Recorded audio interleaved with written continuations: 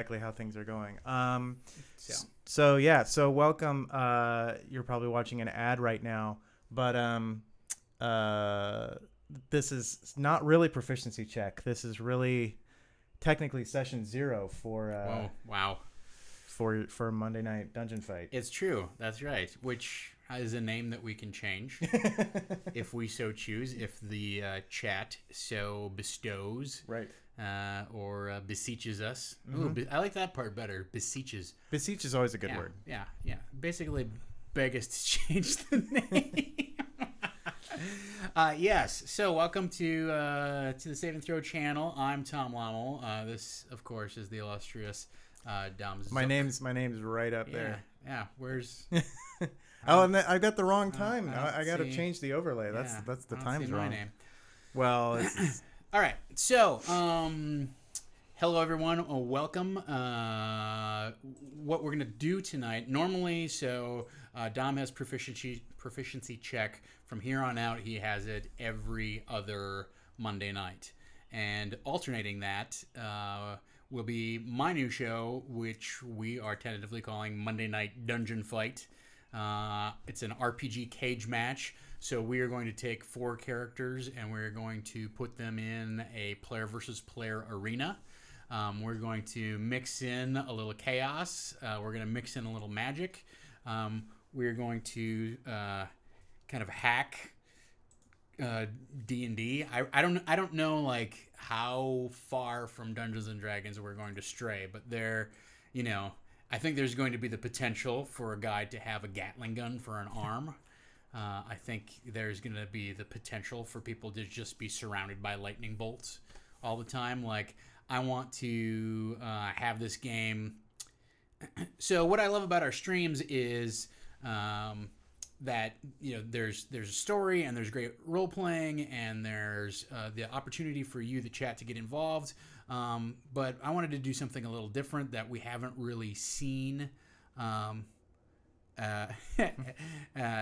just read BSB Care's comments stray as far as you need to in order to make it fun. And that's really kind of like what I'm getting at, is that when you do a PvP arena show, it basically turns into 1 or 2 giant slugfest combats, right? Mm-hmm. And while those can be fun for the stream to kind of chip in on, and sometimes there's a little exchange of trash talk, or there's moments of high drama that can happen. Like, if that's the only thing that's happening for the show, if there's no campaign arc, there's no NPCs that are going to deliver information or anything like that, then we need to do something to amp up the action and make the make the combat interesting and enjoyable in a way that is a little more encapsulated and has a little more heightened drama than our maybe your standard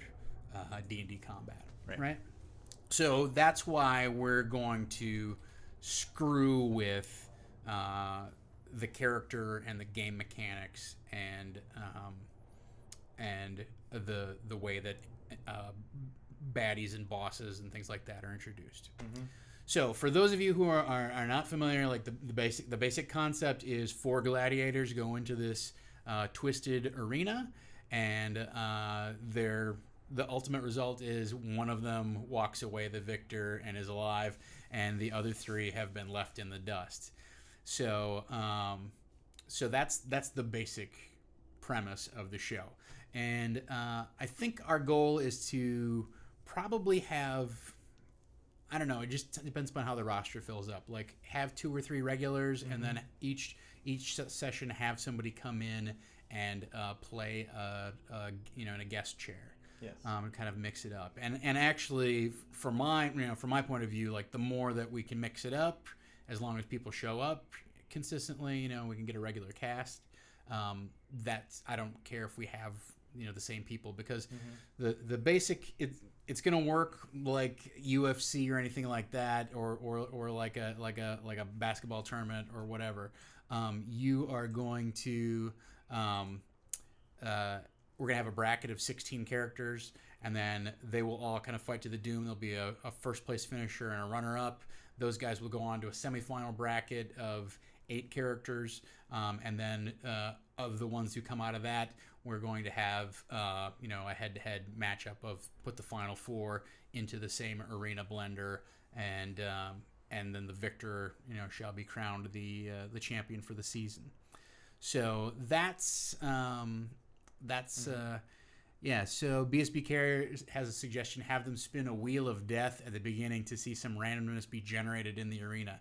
So that's one thing that you're going to see, actually, as I was brainstorming this concept, you're going to be seeing a lot of, okay, is there are going to be, there's going to be a qualifying round at the start of the show. So there's going to be an arena. Like NASCAR. Yeah, kind of, actually, that's very close to that. So, I mean, but instead of doing lap times, what's going to happen is we're going to split the arena in half, so there's 2 people on each side.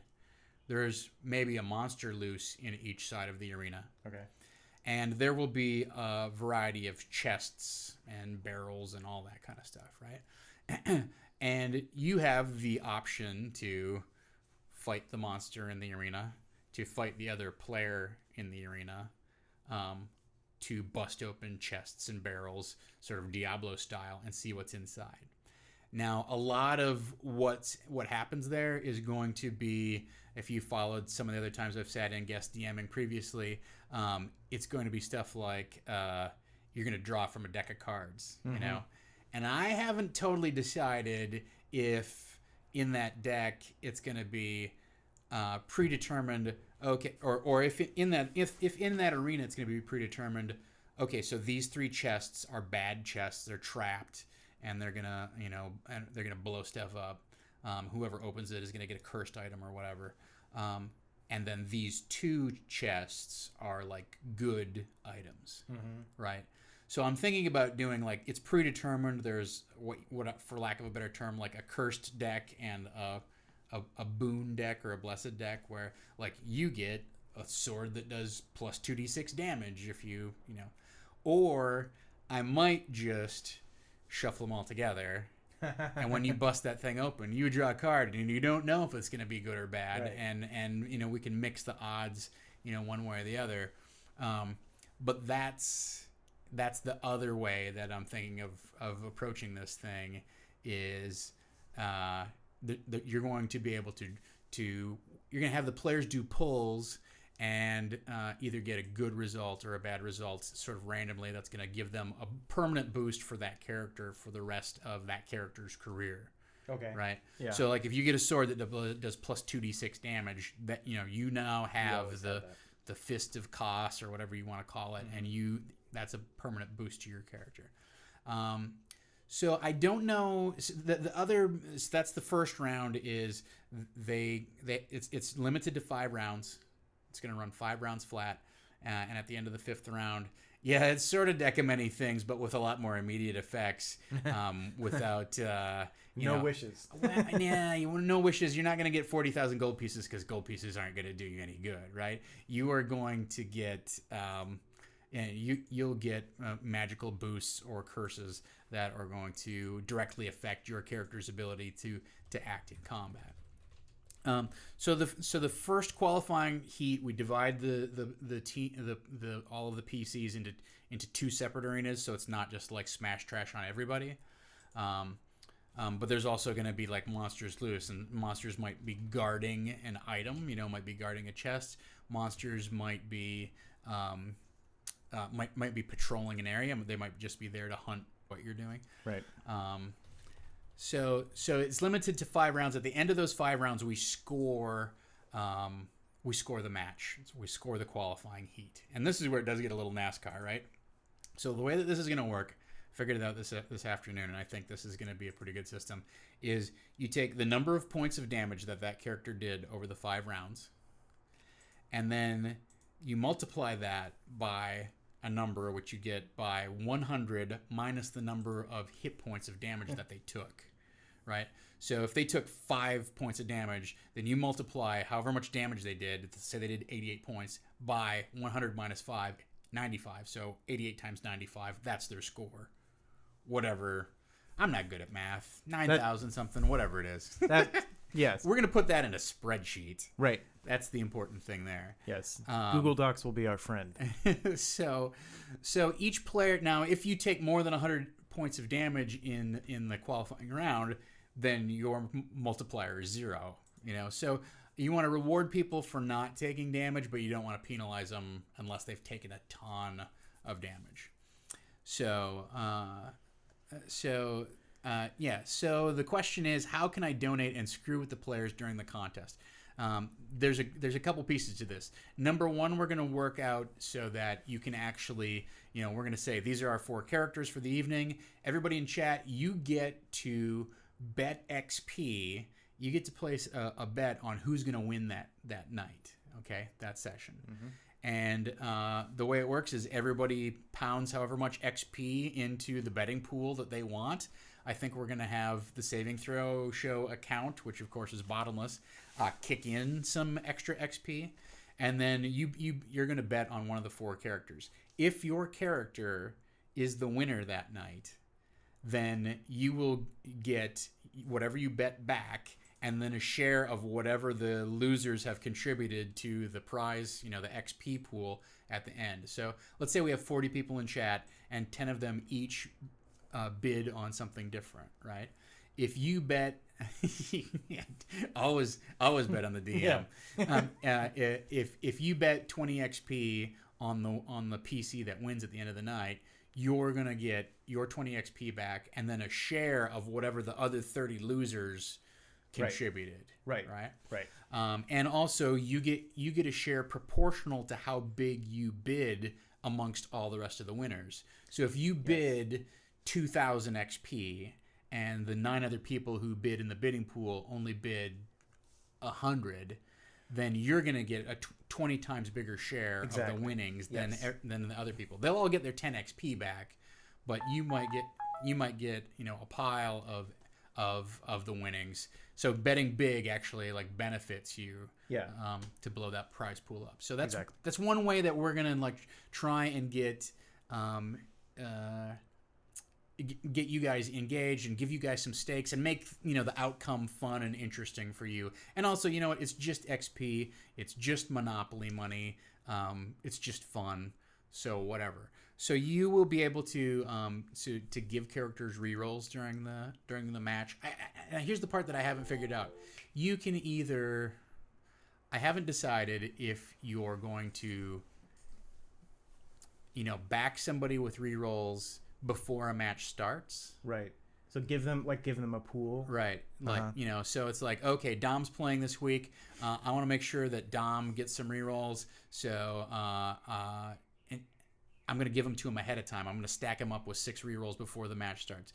Because here's the thing of it. If you're bidding on the outcome, right, it's in your, but it's gonna be gaming the system, I think, a little bit too much to be able to give rerolls during the game and help people out of a jam, right?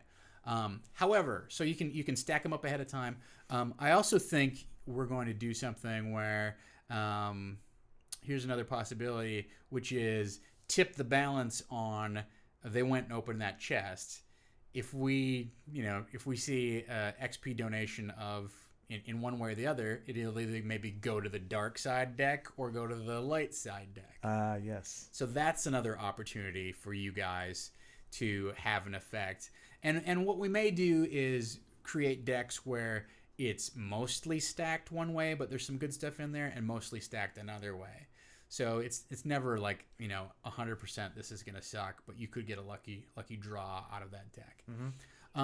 So there's a couple other things. So rerolls also. So structurally, we get to end, we get scored, and then we have a brief intermission. The top 2 finishers, right? The top 2 people who PCs who score the highest, they get healed back up to full hit points. Okay. For the final round. So it's basically like a 2-round contest. And in the final round, then the losers, the bottom 2 scorers, don't get healed up, or they get healed up to a minimum of 3d6 hit points or something like that, right? Or you get your con score in hit points, just so you don't start off with 2 or if you got knocked out to 0 or -5 or something like that, you get to come in. So those people will still get to play for the, in the final round. Yeah. And they can still be a threat, but they're not going to be full strength, and they're probably going to get knocked out pretty quickly. Right. Okay. And so the final round, everybody fights to the death till 3 people have been knocked to 0 hit points. But starting on like round 3, we're going to introduce environmental effects that are going to amp up the danger in the arena. Okay, so that's another way that you guys can chip in and affect the outcome. Is I'm going to have a series of like secret traps and events, like plasma gas is going to flood the arena, but you can trigger that early if you donate X amount of XP, right? Mm-hmm. So you can make the whole game dangerous for everyone, basically. There was a question earlier from BSB Care. Yes. I don't want that to get away from us. So normally we can use XP to help and hurt. So question is, can the PCs use the XP bet towards them to help hurt themselves based on the XP donation levels? Say a PC has 3,000 XP bet towards them, can the PC use that XP however they want during the match? And also, will the GM see the betting beforehand?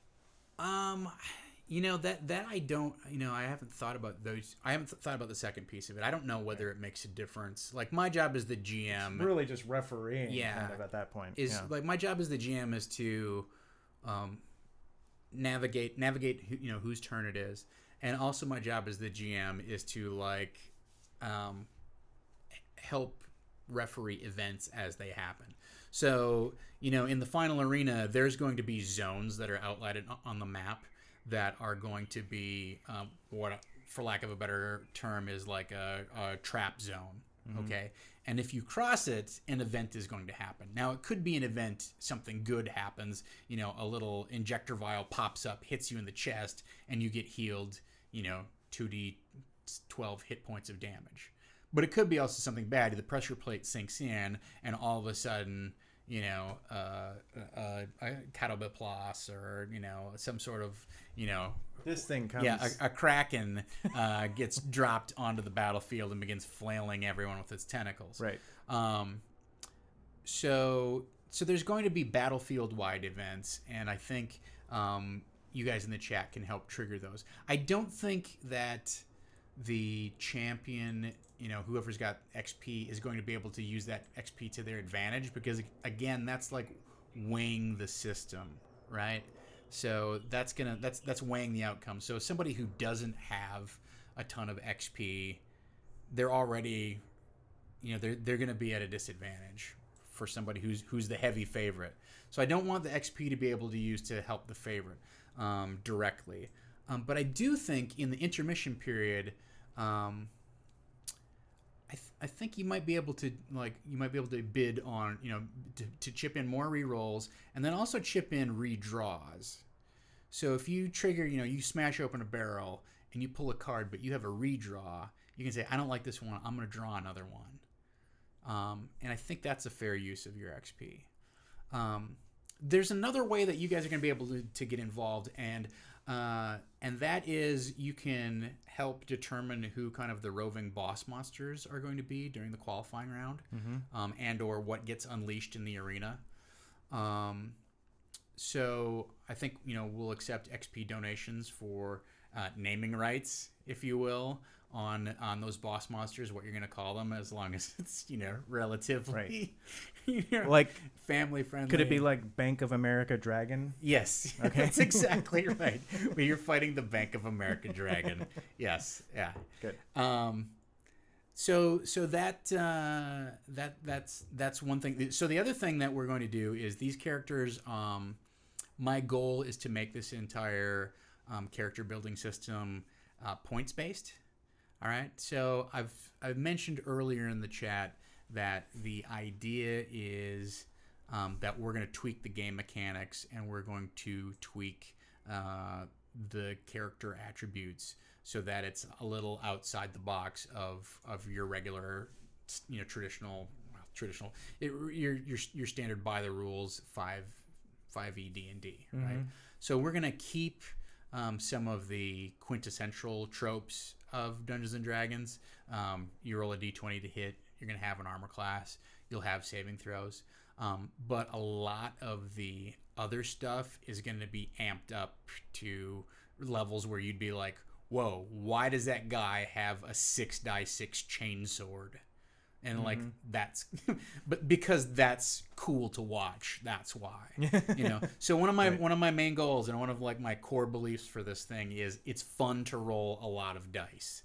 And it's fun to see a bunch of D6s hit the table. And since we can kind of set the power level kind of however we want, like I don't want this to be bogged down in like, well, technically these are 8th level characters and he shouldn't have a 6th level spell. So really we're breaking, like I don't want to get into all the minutia.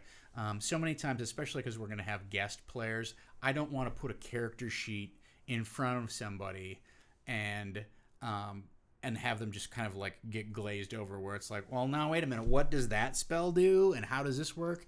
I want this all to be like on the character sheet. If it says you have, Divine Smite, it's going to say Divine Smite. When you invoke this power, it does an additional 6x6 damage when you hit a melee target or whatever, right? So things are going to be abstracted. There's going to be... you're going to have each character is going to have a melee attack, they're going to have a ranged attack, and they'll probably have some sort of special ability that they can trigger, right? So that's going to be weird because for each character it's going to be different, So I may be a magic user who has a shocking grasp that does 6x6 points of damage. Well, that's my close range melee attack. And then I might have a magic missile that does 3d6 worth of damage, but I don't have to roll to hit. Okay, well, great.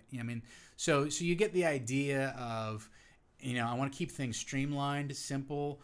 I made a game for a buddy's bachelor party, and it was all just basically like roll a bunch of d6s, and if you score 4 or higher, you hit. If you score 3 or lower, you miss, or whatever. Like, I don't want it to be that simplified, but I do want it to be... I don't want there to be a lot of confusion of, like, which dice do I roll? What do I got? Like, let's have a d20 and a bunch of d6s, and that's that. Right. So it's going to be simplified. But the advantage to screwing with the system in this way, to get back around to the earlier point, is if you... what I plan to do is make a spreadsheet that says, all right, if you want a character with an 18, it's a point buy. It's going to cost you this much. If you want a character who has an armor class of 20, that's going to cost you this many points.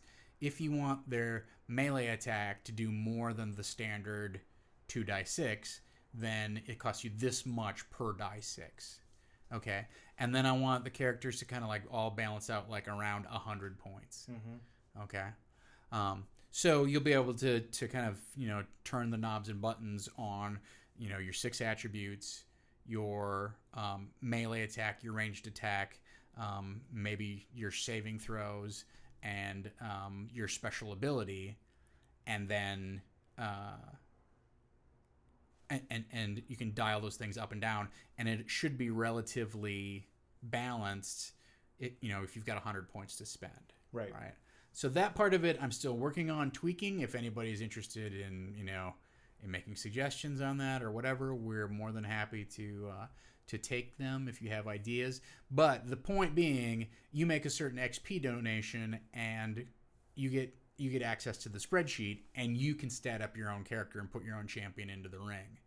So we're going to have 4 qualifying heats that are going to take place essentially over 2 months or a month and a half, right? It's going to be 4 sessions of 4 PCs each. So by the time, we get to our second match of the season, you're going to be able to see, oh, okay, like I want to make a guy. Okay. So there's going to be open slots for those last 8 characters for you, the fans, to make your champion, stat them out to however you want. Now, you have to then hand that character over, obviously, to one of the players here in LA, and they may screw it up. But you get to name that guy. You get to kind of like you get to name their abilities. You get to kind of decide how you want to twiddle the knobs and the buttons to make it work. So that's one of my next big challenges is kind of get the mechanics of the combat system nailed down, Right. and then find out like how to assign point values to all those things that you can tweak up and down, so that every character who spends 100 points is going to have a relatively balanced mix or suite of powers against each other. Maybe one guy's really good at range. It's going to cost you X number of points to increase your speed beyond 30 feet. Maybe 30 feet of speed just costs you 30 points. That would be a lot, but Right. but that sort of stuff. So all of the attributes that a lot of the attributes that you think of your classic D&D character in terms of like power and abilities are things that you're going to be able to dial up or dial down from 3 to 30. Although 3 is going to be pretty. I don't know that I'll allow you. Like, I don't think I'll allow you to go that low on stats. You're probably not going to be just like point by in the regular system. You can't really go below an 8. That seems fair. So those are some ways that you guys are going to be able to interact. You're going to be able to bet on the characters in the match. You're going to be able to create the characters that participate in the match. And I mean, frankly, when it comes around to season 2, like I have no problems. Like, let's throw it over to the fans to create their champions. Mm-hmm. You're going to be able to stack characters up with rerolls and stack characters up with potentially redraws. You're also going to be able to influence battlefield-wide events. So you're going to be able to, drop, a cloud of acid, burns its way across the field, and everybody takes 46 damage or whatever it is. So that's those are different things that you're going to be able to trip off. And I think we'll have to consider like, can you guide a character to a set of cursed pulls versus a set of blessed pulls? That part of it, because you're influencing the outcome even indirectly. I like the concept of beforehand setting up pools of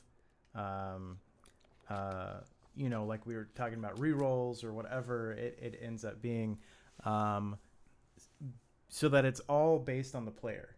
The player determines from that point on how best to use it, when they want to spend their rerolls, right? Yeah, all that kind of stuff. And then it's more about the player, not just the character, but the player and how that person is playing the game and stuff. So that I think would be really interesting to watch. Yeah, BSB Care, I tend to agree that we should limit direct PC donations, things that directly affect the PC, to before the match starts and intermission. And if somebody again, you know what? Also, it's just supposed to be entertainment. Right. We're not asking you to like to bet any real money on this. That's right. Number one, illegal. But number two, it's just Monopoly money. It's just supposed to be fun. It's a fun way to kind of build this kind of like progression over the season. So if somebody does decide, I'm going to give Dom's character 15 rerolls and 4 redraws, so be it. I mean, Great. What else may happen is, okay, that guy's now got a target painted on his head, and when they get into the final battle, everybody's going to pound on him. Mm-hmm. So one of the other things that I didn't mention is round 2, it's a whole new arena map. And I think there's also an opportunity for fans to help us out here, and we're going to say, all right, this is a 100-foot by 100-foot arena. And I think that that whatever fits on like a gaming paper square, or if we use a ChessX gaming mat or whatever. But you guys, for a certain XP donation, you get to design this arena, and we'll maybe have some rules about it can't be just straight tunnels, or we don't want too many places for people to hide behind, because we don't want to spend like a lot of time playing a cat and mouse kind of game. Right. But 100 foot by 100 foot, you can't really get that far away from anybody. Right. So then you can say, all right, well, these are where the trap areas are. There's a fountain in here that, like, if you want to give it a special effect, we can work with you on figuring that out. So you can actually design the battlefield. Mm-hmm. So I think that's also a legitimate way for you guys to collaborate with us on making this the most interesting kind of game that you want to watch. So those are some. So after intermission, the person who with the highest score not only gets healed up, but they get to drop onto the map last. Oh, okay. So we go from the person who's the weakest has to place themselves on the map to the person who's the strongest gets to place themselves on the map last. Now, they can decide, well, I'm going after all these guys, so I'm going to go right in the middle of the action. Mm-hmm. But you know what? You're all initiative. Guess what? You may not win initiative. You don't automatically win initiative.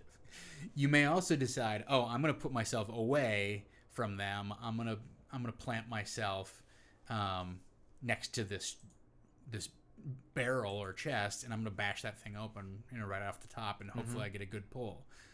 Because I've got this curse card that I can't get rid of, so I need something to balance me out and give me some more power. Right. So, that's the basic concept. And obviously, like, one of the reasons that we're not having it tonight is because we're just fleshing out, these details. A lot of this stuff, this is the first time Dom's even heard this. Yeah. So, if I'm as in shock as you guys are. If you guys out there in chat world have suggestions that maybe we haven't caught because I've been yammering on, or Dom, if you have ideas or anything like that, I'm happy to like take them, scribble them down in my notebook. We can talk about like where it might go, where it might lead, or why we might want to include that or not. Do you what's your reaction first of all? Like what do you want? What do you like? What do you want to see tweaked just off the top of your head?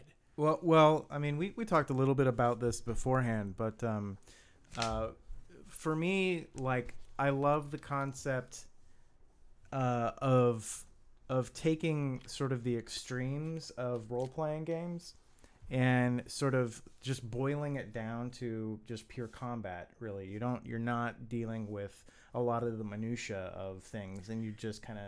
You reminded me of one thing. Okay. If you make an XP donation, and again, this is all like we have to figure out what it all is, right? Right. But you can give your champion a battle cry, and when they invoke that battle cry on the field of, in the arena, they're going to get some sort of bonus. I haven't decided what that is, but it's going to be like either a bonus to hit or a bonus to probably bonus damage is what I'm guessing it's going to be. Although I like it before the roll happens, so maybe it'll be a bonus to hit or whatever, right. Or maybe they'll get advantage on that roll or inspiration or something. Yeah. So that's just you said like extremes of role playing. I'm like, oh yeah, there's the whole thing about like there's a battle cry. Right. So, yeah. I mean that's sort of that's what drew me to the idea, is that it is really sort of a boiled down. It's probably going to have to be a PG-13 battle cry, right? That's one of the. I mean, technically we could go higher than that, but really, like, yeah. What are you going to do beyond that? Like, yeah, I mean, beyond PG-13. Every once in a while I'll drop an F-bomb in the game or whatever, and that just happens. But I guess I don't necessarily want people to say like something really gross and rude. We will always, as we always do, we reserve the right to edit whatever you give us or ask you to give it to us again in a better way. But PG-13 I think is a good rule of thumb. Tiger wants to see a barrel that does nothing but opportunity attacks when somebody walks by it. So you know what? That's not as crazy as it sounds. I do want to have it's going to be a barrel, and when you smash it open, there's going to be a copper sphere inside, surrounded by a bunch of coiled wire, and whoever walks by within 20 feet is going to, like an arc of electricity, is going to shock that dude anytime you're within 20 feet of that thing. So it's like you could activate a trap for someone else. Right, like you turn on a trap. Yeah, so actually, there's even there's an idea in the opening round where you might draw a card or whatever, and it'll say flame strike, and you can flame strike a PC on the other side of the map. Nice. Like you can flame strike any targets in the arena, not just the one like in the half that you're trapped on. Yeah. So if you want to, you see where they're at and how bad they're doing, zank. Right. Yeah.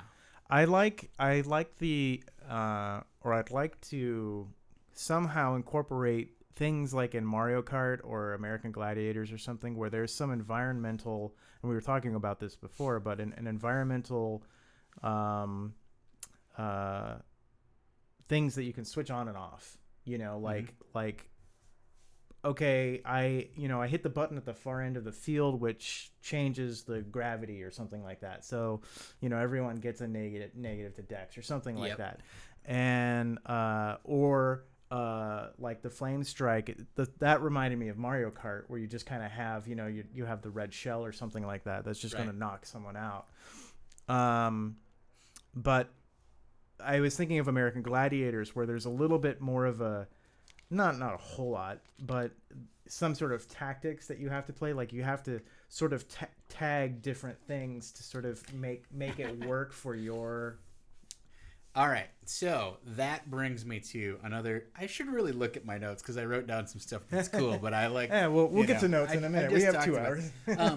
So here's the other part. When you get done scoring for how much damage and all that kind of garbage, right? Your smash your smash factor times your trash factor is what I call it. Mm-hmm. So how much damage you did versus how much you took. Then there's going to be bonus points. So there's going to be like secondary objectives in the qualifying round. So it'll be like, if you pick up at least 3 of the 5 coins in the arena, you're going to get X number of bonus points. Mm-hmm. If you, at any point during the combat, you trip your opponent, you're going to get X number of bonus points. Or you disarm your opponent or whatever, you're going to get X number of bonus points. And then the other thing that I've been screwing with, and I haven't figured out how this will work, and this may be something that's influenced by chat, is a secret objective during the round that people don't know ahead of time. But if they happen to do it, or maybe it's just like a secret word, and if they happen to say it, then we're flooding the arena with 5,000 gallons of acid or poison darts launched from the ceiling. Or if they say that they do the secret objective, they get an extra 500 bonus points and they're healed for 2d6 damage or whatever. Right. So that's and spinning off BSBK is spinning off on that idea where each character would have their own secret objective, and they would get points for doing that thing. Mm-hmm. And I think as Monday Night Gaming points out, there's a lot of places in like video games where we can kind of steal stuff, like a capture the flag type of map, or I tend to like domination or control, whatever you want, depending upon what if you play Destiny or Call of Duty. Domination is a classic. Let's just hold these 2 points. I think we'll have to steal those and adapt them. What I like about Free for All Rampage is it's fast. Everybody understands the objective, and you don't get bogged down in. You know what? Here's what I don't want to happen: is I don't want somebody to spend a round running across the map. Right. Like, to me, that's boring to hear about, and I think that's probably boring to watch. I mean, just like beating on each other with swords the same time over and over and over may also get repetitive, but we want to, it's easier for us to find ways to mix that up than it is to, this team wins with a score of 3-2. Right. We only have a certain amount of time. We have 2.5 hours, and we got to keep it short and sweet and get to the point of drama. I think that we do only have limited time, and then trying to, if you do create something that has kind of a lot of rules, where you're like, okay, well, this team is trying to get to here, but they have to switch this on and off and whatever. Then you're explaining that not only to the players but to the audience as well, and taking all of that time, and then people are going into it like it's a new thing, and it and then suddenly you're explaining rules as people are playing, and you're kind of losing momentum. Whereas if you can have something really easy, it's like this is the only goal that you really care about. You can deal with all the other secret objectives or whatever as much as you want, and everyone can know what those are at the start of the game. But if you just beat up the other players, like if you're the last one standing, you win. Like that's it. That's all you need to know.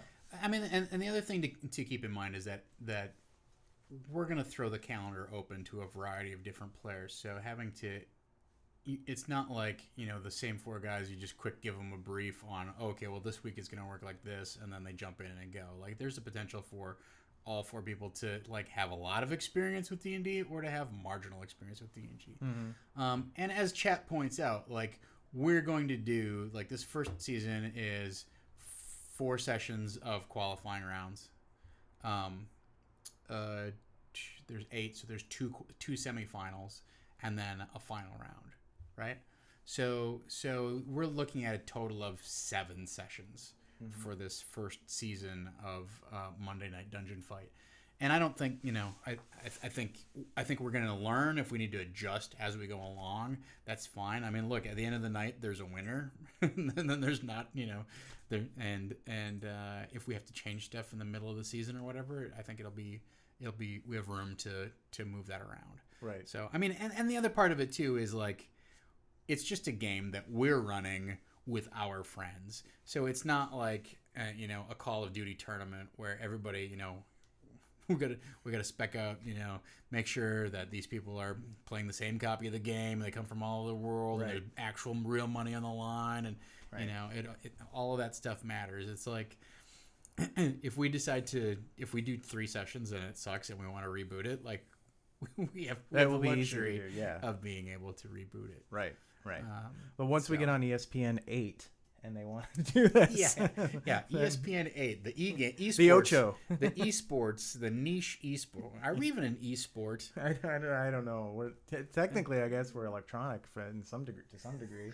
Yeah, I have my Dragon Bone dice roller in my backpack. I wish I had. If I use my iPad for my character, then maybe it counts. So that's kind of there's going to be environmental effects, but I think if it's going to be pretty straightforward in terms of smash and trash for this first season. And it's a cage. I mean, look at UFC. People watch UFC 170 times now or whatever it is. Right. Like they don't feel the need to change those rules. Right. Like, no, you got to grab a dodgeball from the other side. No, it's just half naked mostly naked dudes grappling each other around the neck with their groins. So if that's entertaining for 40 million Americans twice a month, then I think we can entertain 60 people on chat with a little RPG show. It is. And this is, I think, one of the great things about this idea is that it really is, as much as all of our other shows, but this one is really heavily dependent on the chat. Like, it doesn't work without chat. Right. I mean, not just the betting on the PCs, but just the concept is all about how integrated chat is into it. So it's sort of again boiling down kind of what the channel is all about into a show. Now we've devolved into what UFC is. Well, I think, okay, yeah. I brought that on myself. I mean, here's where I see an opportunity, right? And obviously, like, I've been with the stream for a while and have played my fair share of games and seen what chat wants to do, can do, is interested in doing, and so, as much as I love role playing and running a campaign and all that kind of stuff, I was like, there's an opportunity here for chat to have a pure and important effect on the game. Mm-hmm. And so let's dispense with trying to shoehorn what the chat wants to do into whatever story we've got going on or what's going to happen with the characters, and let's, like, give them some of the reins of. So let's let you guys design the arena. Let's let you guys create PCs, and that and other people can get around, can get behind or whatever. Let's give you guys that kind of power, and it that's what makes this interesting for me. It also makes it, like, relatively low prep. So of course I'm being a little selfish in that regard. Although, I mean, a game like Dungeon World is also relatively low prep or Right. whatever. But at any rate, you know, the point being that I wanted to.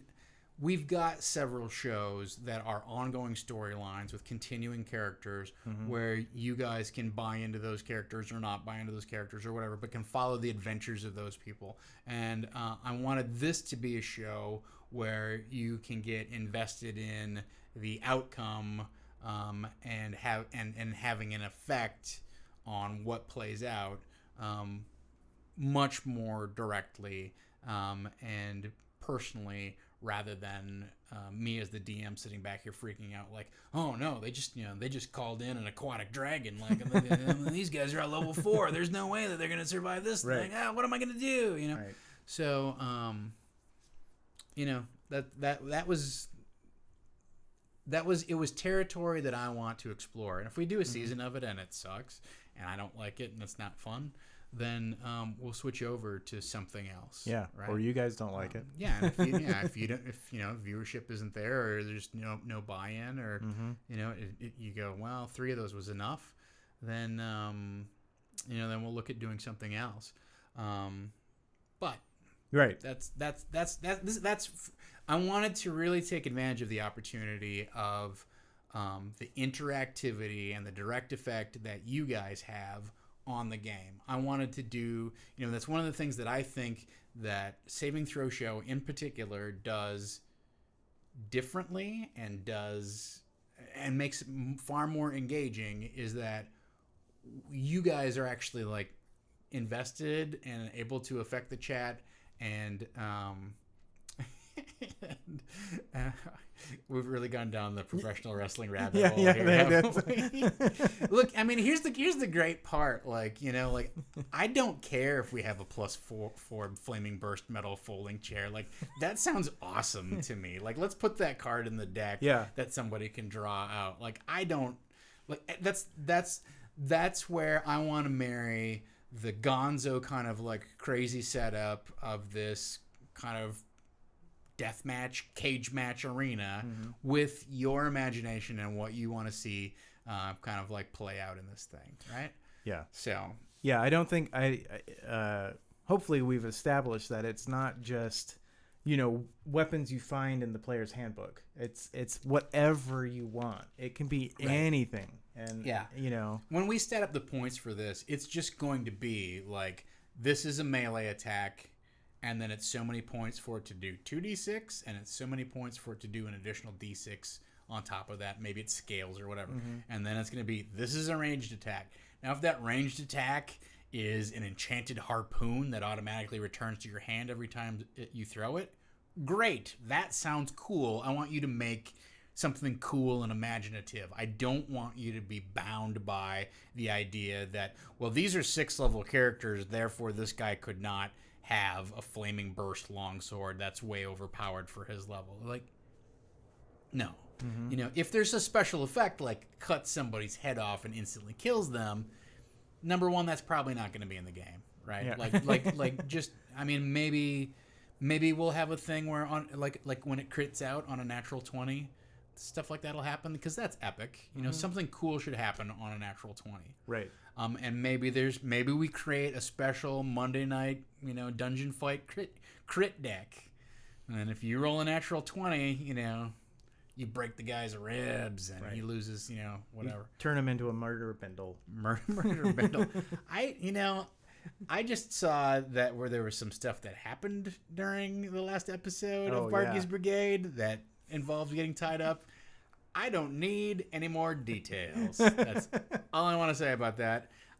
Apparently, I missed that session. I think a lot of chat didn't want any more details than that too. Well, there we go. I didn't want any more details, but so yeah. So I think, you know, I think there's opportunities. There's definitely opportunities for you, the chat, to throw stuff like add a card to the crit deck.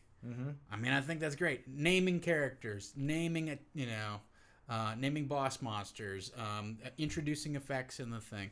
I guess to get back to my main point, which is what I love about Saving Throw Show is that I can actually like read the chat and follow along what's going on, and I know the people in the chat, right? Like like the good news, bad news of the situation is we don't have 5,000 people subbed to us, and the chat just turns into this like miserable scroll where we just ignore you guys. And I don't know that, like, yeah, we want to have a lot of viewers, and yes, we want to be a Twitch partner, et cetera, et cetera, et cetera. But I think it's important, and it seems like one of the core attributes of our show is we let you step in and make a difference, and that's what I wanted this show to lean on very heavily. Yeah. Just again, like that's the thing that I feel is paramount for things that we do on the channel, and just for all the shows that we have are just, it is that give and take, and it's incorporating everyone. So yeah, I'm all for that. So the question was earlier, I don't know if we might have officially covered it, but I'm not sure if we did. And the question was, so if a PC gets, say, 3,000 XP bet for them to win, can they use that XP? Yeah, I don't think so. I think that would break it. I think that it's much easier to again give them pools of things that are bought for them beforehand, and then let that play out the way that it's going to play out. Because and so another idea that I have for this intermission between the qualifier and the final heat is, like, if there are barrels that are unbroken, I'm thinking about having an auction for those barrels, where it's like, okay, you amassed 4,000 points, I amassed 2,500 or whatever. There's 2 unbroken barrels. I'm gonna auction off the first one. How much do you want to bid?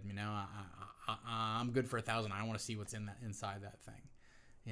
And maybe we know, like, okay, we'll make both of these like favorable decks as opposed to cursed decks or whatever. Right. So I may do that. Or I may have kind of like a Cutthroat Kitchen style thing where if you win this auction, you can force all of your opponents to be hobbled, and they will lose 15 feet of speed.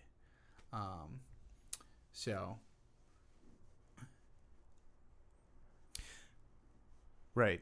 Yeah. No, we'll have something like that. I mean, it really depends on scheduling and how much we can do between what we can do to promote. Like, yeah, I'd love to do the whole boxing thing. I was already thinking about that beforehand, but it's like, getting four players plus a DM and stuff like that together, and just filming all that.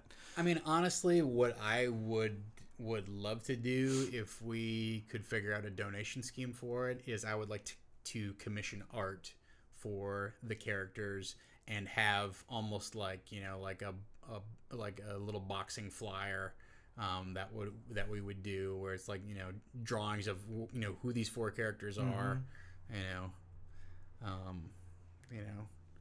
One horn the Demon King is fighting Gobberslaw the Troll Master, and we'd have commissioned artwork for those guys for each thing.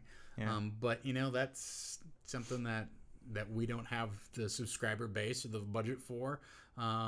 So if you want to see something like that happen, we either need somebody to volunteer their time and talent, or kick in donations on our PayPal.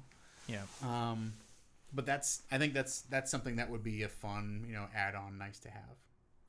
Yeah, I think it'd be cool. I mean, if it takes off and people really like it, I mean, as with any of our shows, the more we can do with it, and the more that number goes up, the more we can do with all of these things, the more time we can spend and dedicate to it and stuff like that. So yeah, we our ideas are limited by the resources we have, but yeah, we have a lot of cool things we'd love to do with this. So yeah. No, yeah, yeah. But even just having a player film a clip, you have to recognize who our players are and what they have available to them. Right. Yeah. I mean, everyone's filming with a cell phone or something like that. Then we got to put that into sort of the things. I don't know. I have sort of strict layers of quality that I want to go out. So I'm a little bit more stringent about what I allow to go out. But Yeah, I don't think we can, just roll, trust people to roll stuff on their webcam. right. But yeah, again, it's a great idea. It's something that I think about. So yeah, hopefully we can work something out and put it together. But yeah, that's something on the horizon. The suggestion has been made that we have pairs, so we have tag teams as opposed to 1v1. It's not a bad idea. It changes the way the brackets work a little bit. I mean, you could always do it like tennis, and you can have a singles and a doubles. Doubles, yeah. Well, and maybe that's that is like maybe we do have like a mid-season event or something like that, where after the qualifying round we have some sort of like doubles arena event or something like that. We're a little limited in terms of how many people we can fit around that table. Like 5 is really the optimal number. 4 players in a DM. Yeah.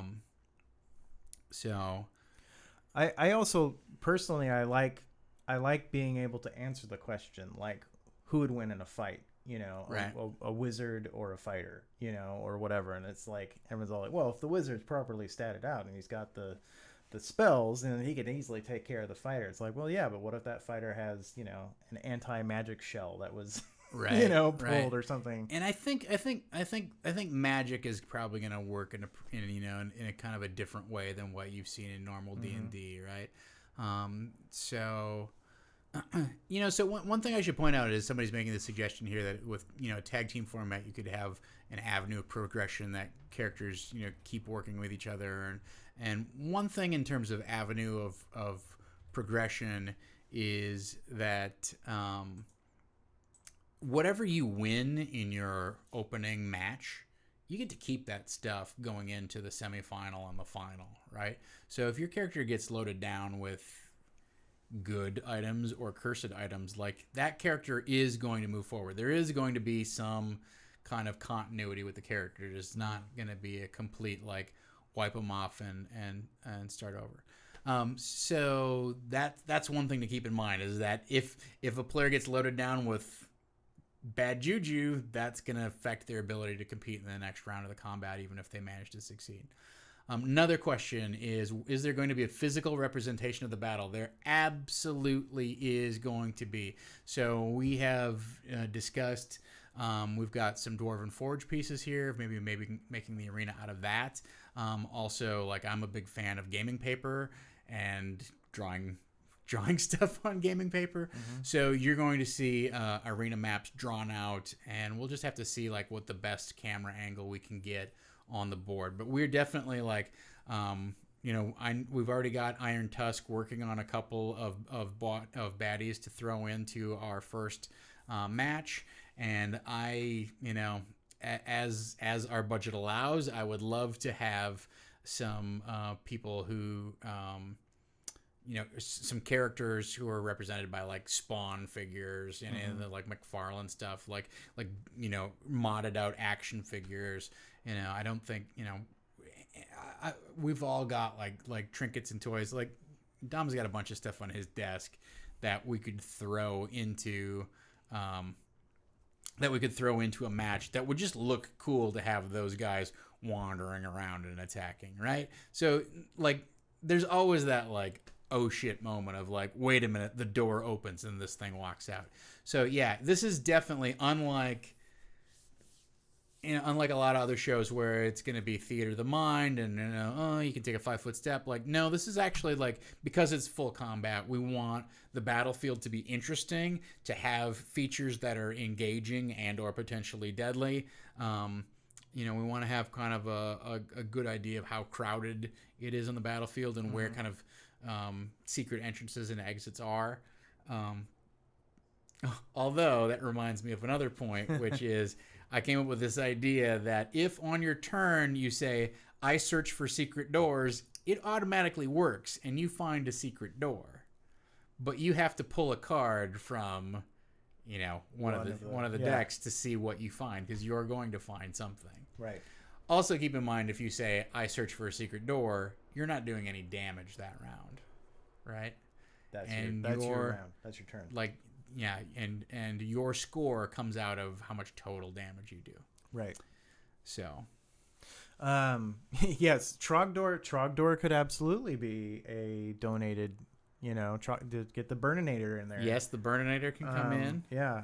I think there's opportunities on both sides. A lot of this is all XP, so it's right. It's XP sort of based. So it's just that funny money kind of thing that everyone can participate in. But there will be some things, I think, as well that like cash things. I think probably not a ton, because it's not. Yeah, if you either want to donate for or want to ship us your Stay Puft Marshmallow Man figure and include it as a boss monster in one of the fights, it'll be a boss monster. It'll be a boss monster in the fight. But we're gonna work with what we've got to start with, and then add craziness depending upon right. as sort of our budget and ability allows. Mm-hmm. So, what was I thinking of with that? There was something else attached to that.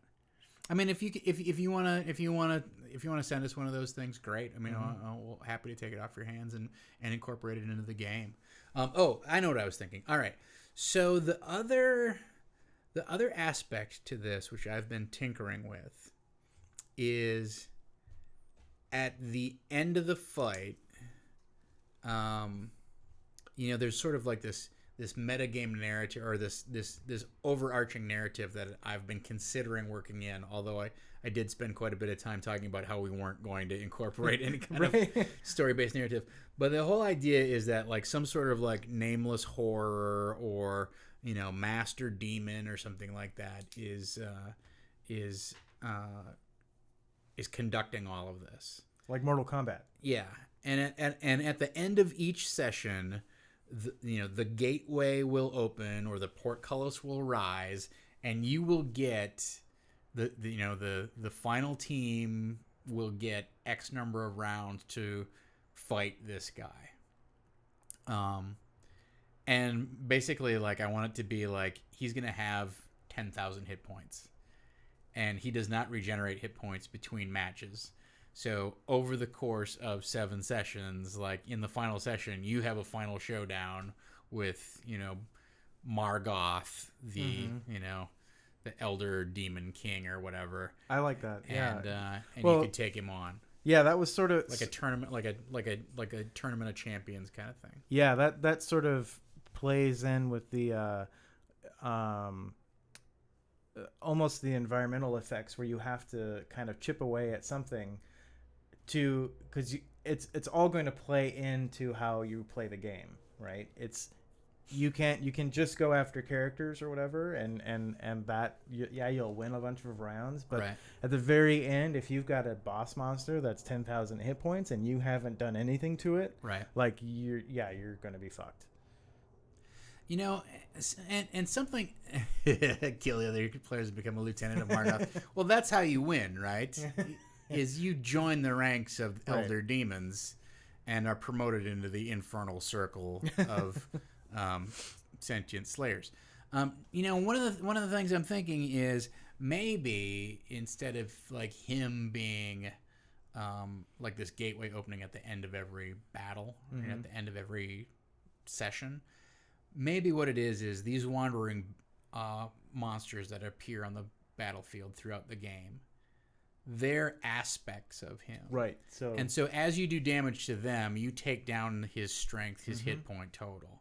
So without having to directly battle him, he is on the field and engaged. Like, they're essentially avatars of Margoth. Yeah. And as you slay them, then his hit point total comes down, and maybe we do one final combat against whatever he's got left. right. Yeah. I like that. That's something to think about. Yeah. You guys like the Margoth idea? Looks like people like Margoth. Yeah, I'm trying to think of other ways. I love the whole WWF. Or I guess I have to call it WWE now. That's right. They're not trying to save pandas, Dom. No, I know they. Yeah. But I like the doing the old school call out sessions and stuff like that. Like that's totally what I would do if we are able to work that out. Yeah, it's just figuring out sort of just the technical nature of it, doing a live show and then doing live things like that and switching the cameras and stuff. It's just it's a planning. Right. It's a planning thing. And this show, more so than necessarily some of our other shows, requires a level of tracking detail that is not, on par with everything else. Right. Yeah. I mean, because the way that you're scored is how much damage you do and how much damage you take. And admittedly, that's something that I can also track on my side as the GM, but like, you guys are going to want to know, and we're going to want to be able to show that to you. So there's going to be a lot of kind of extra overhead and maintenance on whoever's actually, producing the show when we are live. Right. So, yeah, it may be for all you mods out there that are watching, it may be a mod help session like James was helping me last time with the straw pulls. We may enlist you guys to help us keep track of scores and stuff like that, just depending on who's behind the camera at the time. And while I'm thinking of it, I do have to give number one credit to my wife for, like, she basically suggested this idea, right? I was like, I got this show on Saving Throw on Monday night, and I really want, I want to take over stream, but I'm racking my brain. What do I want to do? And she's like, you should do some sort of like arena cage match type of show. And I was like, yep, you're right. You're exactly right. You're exactly right. And then also I got to give a shout out to my old school brothers back in Minnesota, who my original D&D group. We did at Gen Con for almost 10 years. I don't remember if it went a full 10. We did a dungeon duel series called Albuquerque. It was always Albuquerque, Chaos Factor, Albuquerque, In Too Deep, like it all. But it was generally. So we set it up where it was a head-to-head dungeon crawl, right? So. One party would start at one end, one party would start at the other end. Whichever party got to the middle first usually got this cache of awesome weapons, and then would ring a gong and summon the other party into the battle arena. Right. And then we would slugfest it out. And then we started alternating it, where one year you were you were fighting each other, and then one year you were at other end of the dungeon and you were trying to help each other. So it was a co-op thing. We go back and forth, but we had all kinds of like gonzo stuff in that stuff, right? Mm-hmm. Like it was, one of my favorite things was we had a scroll that you could find in the dungeon, and we actually had a physical scroll that we would hand whatever player. Oh yeah, you find a scroll. Mm-hmm. And when they would open it up, they would see that the letters BOOM were written on it. And invariably they would go boom, and I would go, okay. You say the word boom out loud. A 6x6 fireball is centered on your position. Everyone within 20 feet of you has to make, back in those days we were playing AD&D, so it was like saving throw versus spells. Right. Save versus magic. Or you're going to take, the full damage, blah, blah, blah, right? So it was that kind of like goofy stuff where it was like, ugh, like that I loved having. So, I have shamelessly stolen from those guys, and they have helped kind of, they not only introduced me to gaming, but they helped form my gaming experience and helped me become the dungeon bastard, literally the dungeon bastard that I am today. So. My question, I guess, maybe the question on everyone's minds: will the dungeon bastard be refereeing this? That's a great question. I'm not planning on it right now, but it doesn't. No one expects. Maybe no one for the plans semifinal and the bastard. final, maybe the dungeon bastard will show up. Yeah. So that's definitely a possibility, because this is certainly like this is definitely something that I want to run in that style of over the top, gonzo, like crazy effects. Some guy has got a vibro blade, and some guy has an eldritch flaming spear of Jothun the Frost Giant or whatever. And that's what we'll have in the mix in the arena. I want these guys to be big and badass and over the top and fun to watch fight, So How about just dungeon, as BSB Care says, dungeon bastard as a boss monster? Oh, but you know what? If they beat the dungeon bastard, then what happens when the dungeon bastard dies? They can't beat the dungeon bastard. Yeah. Why did I even? Yeah, why posit that, how could that as a notion? You're right. That's ridiculous, you guys. I would love to see either someone mod an action figure to be a dungeon bastard action figure, or a drawing or something of the dungeon bastard in an arena, like towering over 20 feet, 30, 50, 60 feet tall, Catron sized. Catron sized, sweeping down to grab the players. You're all just slaves in the service of Bill Cavalier is what it comes down to. So let's see. Yeah, that kind of takes. If you guys have any questions or more suggestions or something like that, please let us know in the chat. We're happy to take them. That's so far some great ideas have been coming out. I think this is right. This is awesome. And also, I don't know if you saw, but I tweeted about this before we started the stream, which is if you guys have questions about the Dungeon World session that we ran, or about Numenera, or you just have gaming questions in general, like we can still have proficiency checks. So yeah. I'm happy, to talk about my experiences or field your questions. And so by all means, if you have suggestions for the show, ideas for ways that you think it could be better, it could be different, it could be more interesting for you, I want to hear those. If you have strategies for balancing, the point buy system on creating the characters, if you have input on battlefield effects, how the decks work, all that kind of stuff, please go ahead and let us know, either through the show channel or through Twitter or whatever. I want to make this show interesting in the way that you guys want it to be interesting.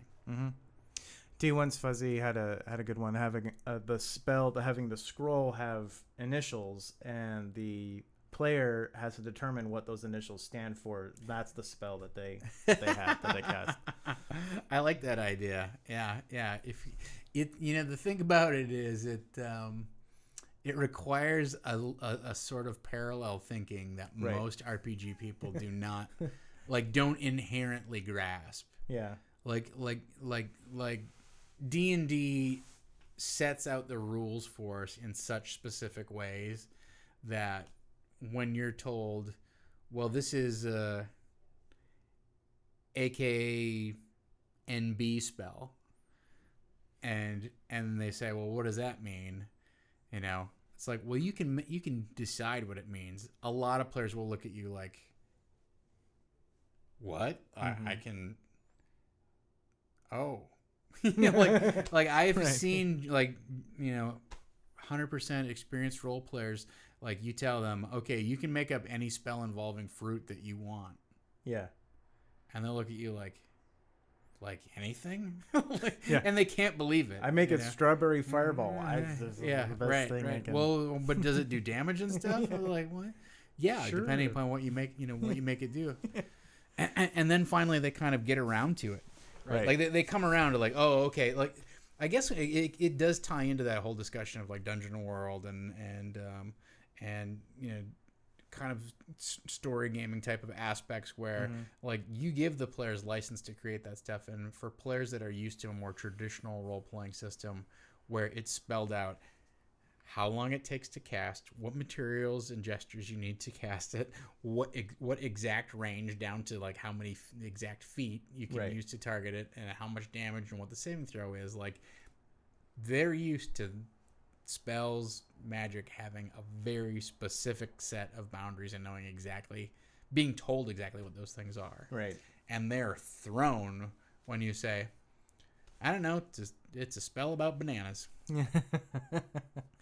Like when we were what's an AKNB spell? Yeah. The Beastmasters of Yagamore was very much like that. Yeah. And I know I fell into the pit of like, okay, well, what are you going to do in here? Well, I'm going to jump up and fight the guy. It's like, well, yeah, but you can do anything. And that's always like, yeah, it's just such a like, okay, what can I do? Yeah, well, and BSB Care makes the point that in Dungeon World, Chris was sitting there and he was like, okay, so can I throw down my flaming cape and draw my longsword, and I want to run over there and stab the guy? And that's like, you don't have to ask permission anymore. Right. You don't have to ask what the boundaries are in Dungeon World. You can kind of declare your intention, and then we'll roll dice and find out how that intention is or is not fulfilled. People looking when I run my game during the marathon, this guy, if you're a remember this? Oh, you need to show it longer because that was a fast flash on the screen. Horror on the Hill. Yeah. Good old Douglas Niles. Wow, I don't know that I've played through that one, to be honest. Really? I don't think I own that one. Yeah, this surprising. We've been talking about it a lot on the stream, but we've been updating it. I've been working on it with chat. But anyone looking for I think a regular 5e experience when I run it is going to be a little a little taken aback, especially when we get to combat, and they're like, "Hey, he didn't roll it." I don't care. I don't care. I mean, that's what I love about one shots, right? Is like your chance to step out of your comfortable skin, right, and do something crazy, right. So yeah, so that's going to be fun. So there were a couple of questions that I saw that scrolled past that we didn't quite get to. Will there be post game analysis on these shows? And I think that falls under the same concept as intermissions or pre-show interviews and stuff like that. I know Tom and I have talked about it. Tyler and I have talked about it. Tyler and I actually, at one point, we were talking about doing a post-show analysis of Barkies. Well, initially it started off as a post-show analysis of our Pathfinder game, the first one we ever did, the Acme live stream, and we were going to basically just Mystery Science Theater it and go, okay, and essentially have a director's commentary go through, and so have all the cast and stuff say, okay, well, why did you cast Fireball here? That you didn't have to do that or whatever. Or did you know what the answer to this riddle was or whatever? And then we kind of evolved that, and it became Barkies, and we were just like, okay, well, we could help and talk, about how things were made with Barkies and everything. And then we were talking more about kind of the esports nature of things and how that's sort of taken over the world of Twitch and everything, and how we can adapt that sort of analysis into an RPG setting. And damn it, Sungrowler. Yeah, that was the spoiler. You weren't supposed to tell people that. He said there is a horror on the hill. Oh, what? Yep.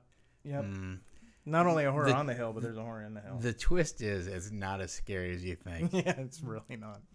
Although in the way that we've done it, it is. So I don't know that there will be like post game analysis or commentary like like you would have with a wrestling match. I would love that, but I don't see how we make that work with our existing setup.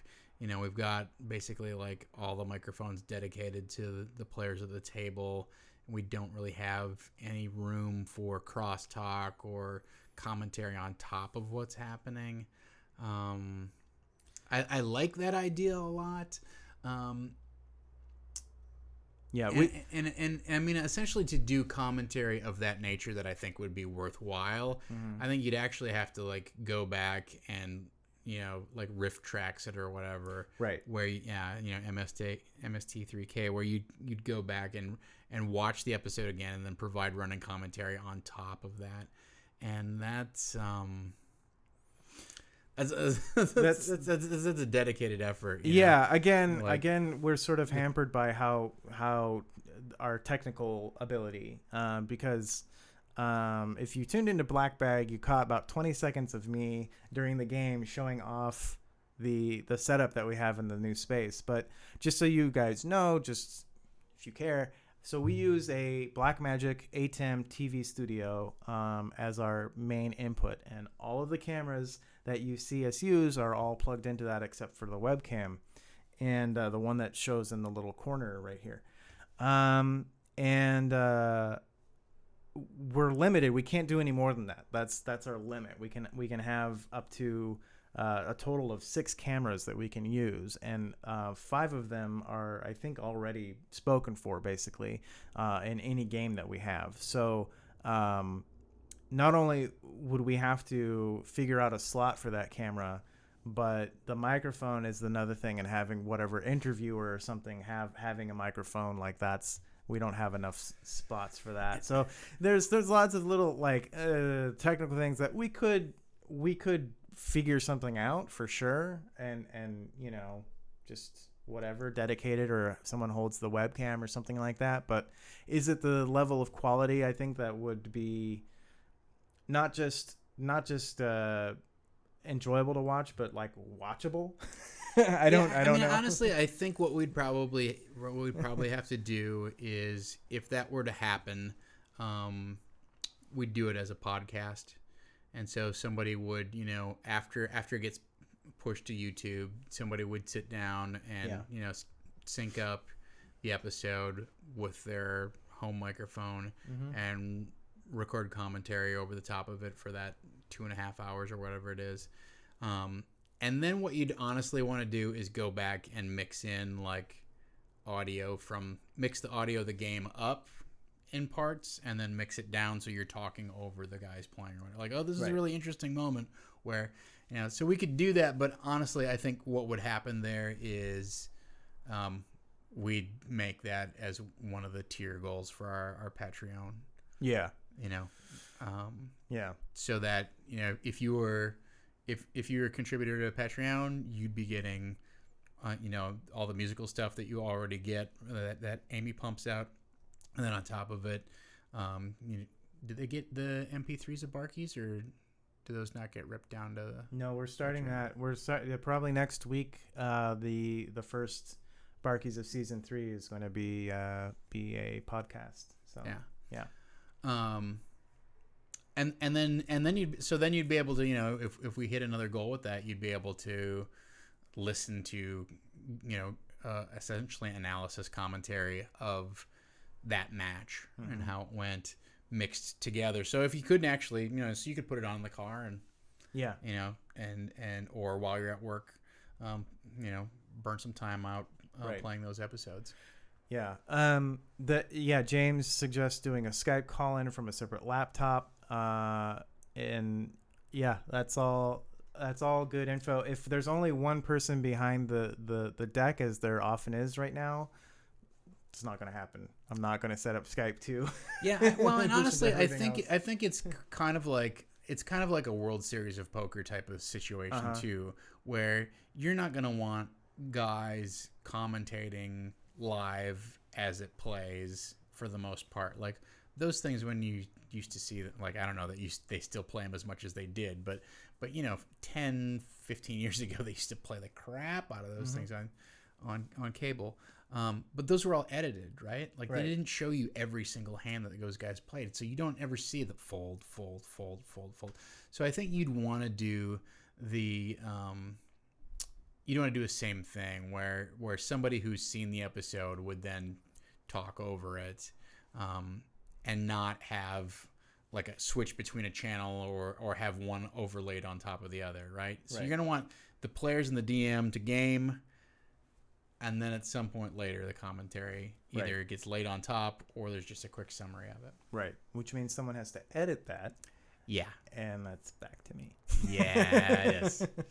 Yeah. No, but I don't mean that to poo-poo the idea, because I think it's I love the idea. I love the concept. The thing that prevented Tyler and I from ever doing it was just the amount of work that it would take. I mean, we're talking a 4-hour long stream that you then have to go through and be working the audio throughout the stream for the live recording that's going on and stuff like that. And that's just, it's a little bit beyond our free time at the moment. But Patreon, whatever, we can talk about that. I think it's a great idea.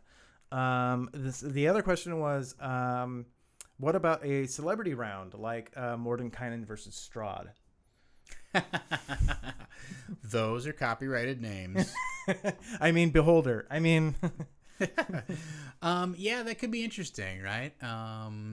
We could also do, sort of so we could have a night where we turn the dials on the PC build, limiter machine from 100 points to 300 points and see what happens. I don't think there's any reason we couldn't do something fun like that. Right. Yeah, I mean, you could have Tarask versus Godzilla, or Catron, or Catron, Catron versus Morty versus Stroud. Is that? Yeah, Morty. Oh, Morty. Yeah. Hey there, everybody. Morty the Mage here. Oh, Rick, I don't know, man. Oh, hey, come on, guys. So yeah, I think that would be interesting and fun. I'm not opposed to it. I want to see where we go with this, with the first part of the arena here. Right. Oh, Telebro, that's what I'm talking about. I do 12 hours at my day job, and then I do 4 hours of this. So yeah, that's why I'm saying. Yeah. So I think Telebro is saying they must stream 12 hours every that's day. That's what I think too. Yeah. But I am doing these types of things. We would love to stream 12 hours a day, but we need to get our viewership up to the point where we can get a subscriber base that would sustain that. Right. Tell your friends. or we need our Patreon to keep improving and keep pushing it. We absolutely appreciate every single thing that you guys contribute, whether it's spreading the word or just being fans and watching, or actually contributing some of your treasure and paycheck or whatever you get. We're immeasurably grateful for that. Every day I'm in shock. Yeah. I kind of look at this and I'm like, oh hey, that's. And the good news is that we've been able to get into an upgraded facility that allows us to bring you literally 5 times the streams of what you have, or what we could bring you before. But there's always more that we want to do, and we would love we have high standards for what we produce here, and so the more that you can help spread the word, the more people who get on board, that the more we can realize those types of visions. Yeah, I think that the probably the easiest, cheapest thing that anyone can do is just to spread the word and just tell people about it in whatever way either around your gaming table or on Twitter or Facebook or whatever suits you is probably the best way to keep what we do going outside of contributing to the Patreon or whatever. Right. Somebody asked what system this is, and it's going to be a heavily modified, hacked version of 5e. I mean, really, it's going to be a D&D skeletal type system, and you will see certain mechanics as kind of cherry-picked or paid homage to in this, but it's not going to be as finicky and precise in the same way as as Pathfinder or any of the recent versions of D&D that you've seen. And the main reason for that is we want things to be streamlined and to flow, and also so that we can put kind of like point values to the various attributes that each character has, and therefore by doing a point buy system you can buy up power in one area and maybe buy that off with deficiency in another area. So like I said, one of my core values in this whole thing is it's fun to roll big piles of dice. So that's what we're going to do. We're gonna amp up hit points. We're gonna do crap loads of damage. I really don't I don't want to see somebody roll a 19 and then hit for 3 points of damage or hit for 7 points of damage unless they roll incredibly crappy, which is their own fault. So if we're going to have a smash and trash in your face combat arena type of game, then I want the potential for smash and trash damage and destruction to always be there. Yes. Yeah. Every time you say smash, I just think of bringing in a Lego and just smashing the Lego, just as a bonus. Oh, I didn't want to hear about Chris's new exploits in the world of damage. He's 10th level. Doing 25 points of damage should be embarrassing to him. Come on. That's why he's a warlock sorcerer now. Oh no! What? Yeah. Asher stayed behind to help Donovan. Yeah, no wonder he's done 25 points of damage, because he's crossed over into a class that's worthwhile. Yes, no role shaming. Are you kidding? That's one of the mainstays. Have you watched this stream? Because role shaming is what everybody's about in this game. Except maybe Amy. Amy always seems genuinely disappointed when it's just like a 5 right. or a 3. Like Chris rolls it and we're all like, typical. Right. Yeah. Yes. We've got about like around a half hour left or so. I hate Legos. That's why I built that Millennium Falcon back there and my other Legos. I would fly it into better camera range. Yeah, but I don't want to touch it because I think Dom will he might faint. I'm trying to make it look like my hand is holding it up, but that's pretty good. Wow, I'm failing on a spectacular level here. Yeah, that thing is actually surprisingly brittle for Lego. Lego's usually pretty structurally sound. Yeah, but that kind of one tighten you up. just hold it and it just kind of collapses on itself. Oh no! So, yeah. Oof. But I wouldn't mind. I don't have a problem. Yes, Vanna did very well. So we got about a half hour left. Again, if there's something about the game, you can. But the PvP arena game, or if there's something about so last week or 2 weeks ago we played the Cypher system, and 2 weeks before that we played Dungeon World. So if you have questions about either of those games, I'm happy to talk about what it's like to run them, or if you have questions about how it played out or the prep or any of that kind of stuff. Or like I said, just general D&D gaming advice. We are here as your mutual brain trust to address anything that you have. If you want to talk horror on the hill, spoiler alert: there's a horror on the hill and a hill on the hill. Or speaking of Dungeon World, yes. Sean's new show is going to be Dungeon World. Great. And are we allowed to talk about where it's going to be set, or is that going to be a surprise reveal? I think we can talk about it. It's there's not a whole lot to talk about, but we can talk about the setting. Yes. So go. So for those of you who are fans of the second edition crazy alternate dark sun setting, I think you're going to be very pleasantly surprised by Sean's game. Mm-hmm. I don't remember if he said there was anything like super canonical. Like it was like something like going to be set after some sort of event in Tyr. Yeah, right? I think the fall of Tyr. I think, but it's in the world of Dark Sun, but it's not necessarily falling in line with any particular event in Dark Sun.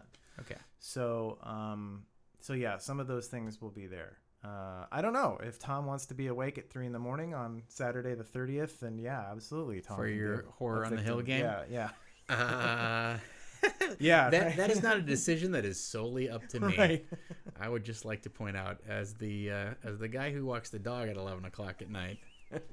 Maybe we'll have Luigi on the live stream. Yeah, Luigi, absolutely. The last time he was there, he stepped on something in Tyler's garage and gave a horrible howl. Yes, it was the Greyhound scream. The patented Greyhound scream is one of the most frightening things you'll ever experience in your life. Right. So it was terrifying. Yeah, if you missed either our Cypher System game or our Dungeon World stream, those are both on the YouTubes in their entirety. Mm-hmm. This restream stuff really works great. It goes up right away. What do you feel? What do you think of Dungeon World? So I love it. Like, it's one of those games. Everybody has suggestions for like what we're talking about. Yes, Dom, you're covering up my face.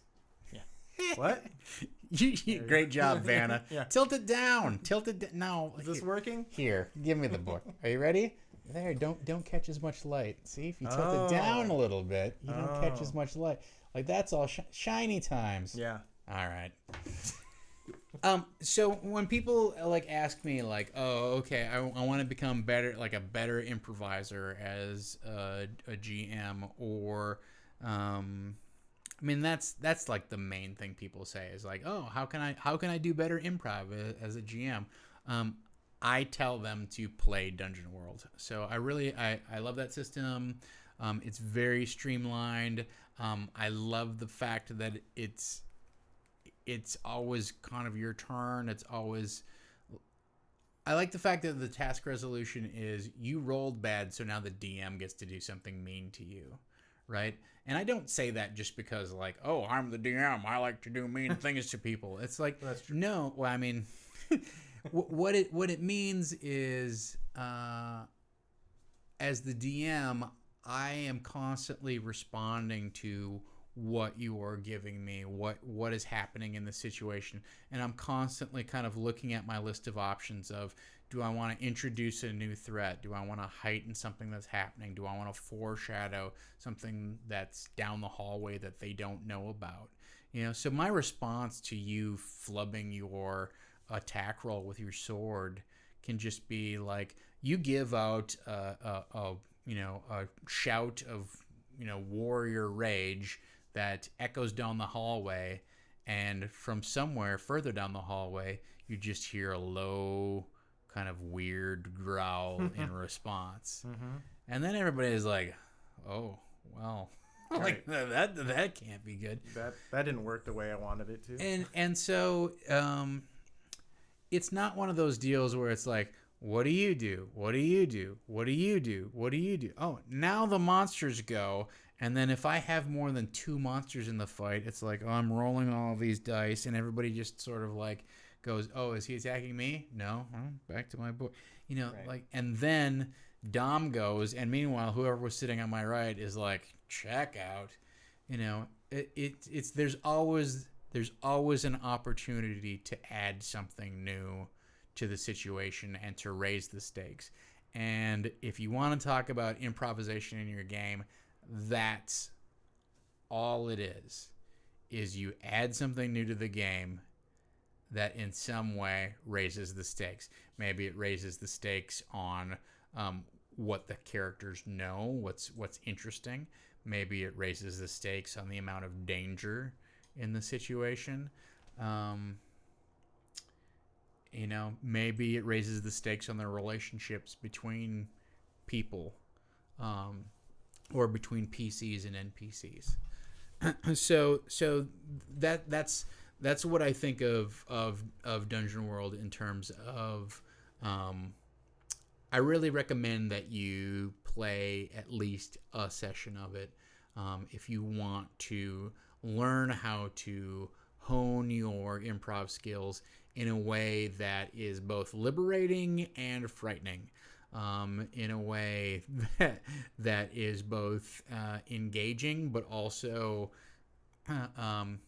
gives you a sort of like structure of hints on and tips on how to improvise and how to respond to the given circumstances of the situation. That's what I find really appealing about it is you can literally sit down with minimal preparation. I'm not going to say like we had preparation. I had preparation for that game, but the preparation for that game was largely drawing a map that I found interesting, putting features on that map, which I found interesting, and then leaving blank spaces for the players to fill in details. Okay, these guys have somehow survived the horrible apocalypse that happened. What sort of secret magic do they know that they've mastered and they don't, and that no one else has? Right. Oh, well, they can blood form people. That's awesome. I didn't need to think of that. I'm glad you had a great, brilliant idea. Good. Now let's incorporate that into the game somehow, or maybe it'll come back, or whatever. So that's the only question I have about Dungeon World is I'm not sure how it scales up. I've never actually played a game beyond first level, so I'm curious as you start to accumulate more bonuses that take you out of that 6 minus failure range on a regular basis, how the game changes, whether the characters become too powerful for what you throw at them. I don't know. I'd love to find out. I guess we will find out once Sean starts streaming. We will. Yeah, we will you're gonna see a lot. Yeah, and I know that he definitely wants to do like kind of like short story arcs, like mini seasons of his campaign. That it's not gonna be a long 6 months of following one story. I think it's gonna be like shorter chunks than that. Yeah. Yes, if we can get Preparation H to sponsor our prep time, this prep time brought to you by this prep Preparation time. H. Well, in this chair, it's a little uncomfortable. Yeah, I'm sorry. We'll just take donations in kind. All of my chairs in this apartment are, except for the one I'm sitting in and the one Tom's sitting in, are at the space right now being used for chairs around the table. That's where we're at, guys. Dom has literally had to pull chairs out of his apartment so that everybody has a place to sit. Yeah, at Saving Throw. And one of those chairs is broken, so we put Amy in that one. Priority number 1 is paying rent. Priority number 5 is having a place for everybody to sit. Somebody had a question about running a one-shot and playing in a one-shot. Yeah, so Monday Night Gaming is putting together a couple of videos, tips for running a one-shot and tips for playing in a one-shot, and is wondering if we want to offer any input on them. I think, this, you could probably talk for an hour about this. Probably why he's doing the video. So I just think, with the basic tips for running a one-shot are, number 1, you need to make the characters have relationships between each other. That will help a lot. You need to have, it will help if your characters have a secret, but I wouldn't go too crazy with that. Okay. The problem with having a secret on each of your characters is that the players may feel obligated to keep that to themselves, right?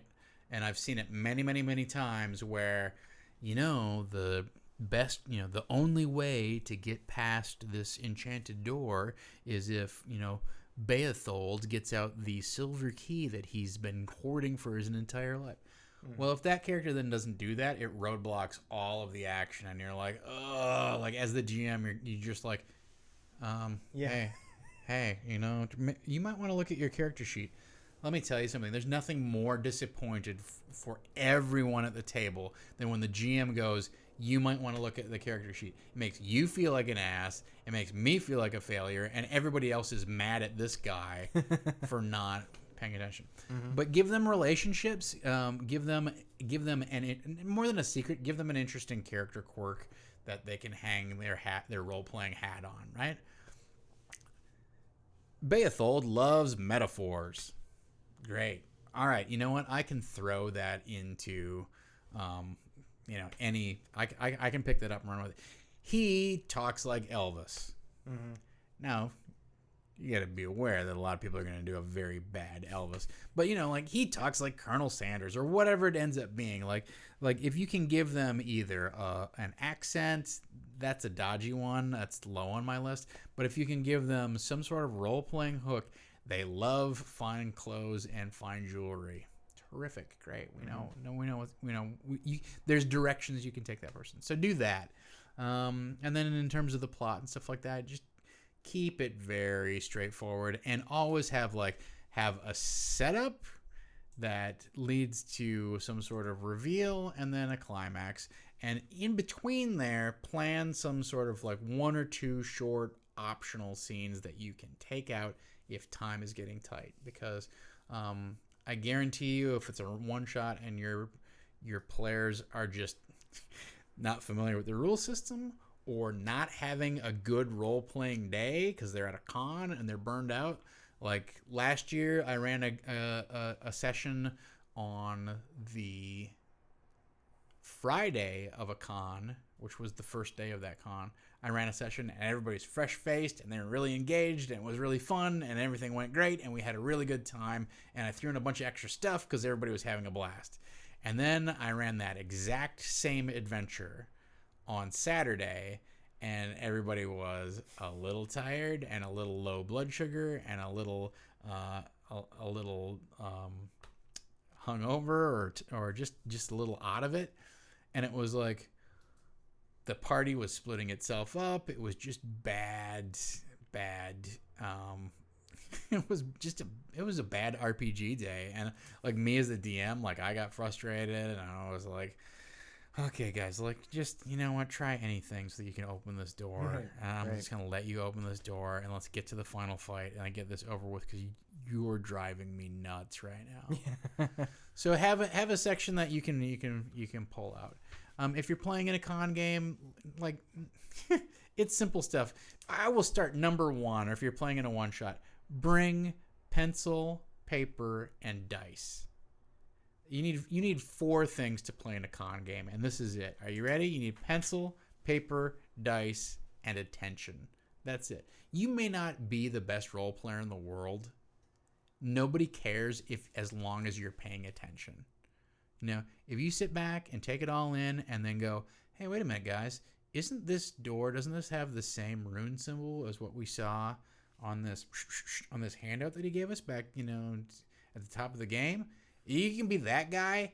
Everybody's happy. The DM's happy. Oh, great. You made the connections. The other players are happy because you're sharing the burden of moving the plot along and engaging in the action, right? So that's my number one advice for running, for playing in a one-shot is bring the basics because the DM should probably provide the characters. Bring your own pencils and bring your own dice and bring your own scratch paper. Don't assume that you're going to be able to write on the character sheets. And then just give the gift of your attention. You signed up for this thing for a reason. The GM is running it probably out of the generosity of their heart or their passion for the game. And it's only 4 hours. If you're too tired, just don't show up. Right. I mean, that's rude, but honestly, like if you're not gonna be on a B or B plus game, don't burden everybody else with your hungover garbage or even worse, like you're there with your friends and there's a lot of side chatter and you got to make your inside jokes in front of the rest of the table where it's like, well, we don't know what you're talking about, we don't care. Yeah. Be attentive, be engaged. That's all you got to do. And if you can role play on top of it, great. So I think we could probably have an entire episode of Proficiency Check just talking about proper con etiquette. Oh yeah. Or Adventures League or whatever. Anytime you're playing with a bunch of strangers. A question was asked, any tips for this guy's level 2 beguiler, which I don't know what a beguiler is. Is it a Pathfinder thing? But apparently he can't do damage. So he's wondering. Well, let's start with the fact that the character's a beguiler. The beguiler, the man who summons thunderbolts from the cloud. No, he's a beguiler. He's like, you're clearly playing some sort of Soch character. So, like, accept your role as you've carved out for yourself. Yeah. As they say in the chat, you have been beguiled. Good. Yeah. That's what you're trying to do. Start working on lines and stuff that you can give that are, going to. It's a 3-5 class apparently. Oh, really? Okay. Wow. Yeah. Which splat book is it from? Let us know, Flash. Which splat it's a book rogue illusionist combo. I mean, I will, like I said it kind of snidely, but I will say, it sounds like your character is built as kind of a trickster, social manipulator type of character. So you just may not have enough ranks in rogue to juice your sneak attack damage, and that's fine. I think it might be a little bit more of a problem in like 5th edition where everybody like the rogue is really the walking fireball, right? Mm-hmm. Like other than I would say the paladin, for sheer consistent round to round pounding out damage. Actually, I think the rogue outshines the paladin. Mm-hmm. Although the paladin can selectively juice their damage, whereas a rogue is just doing 66 consistently.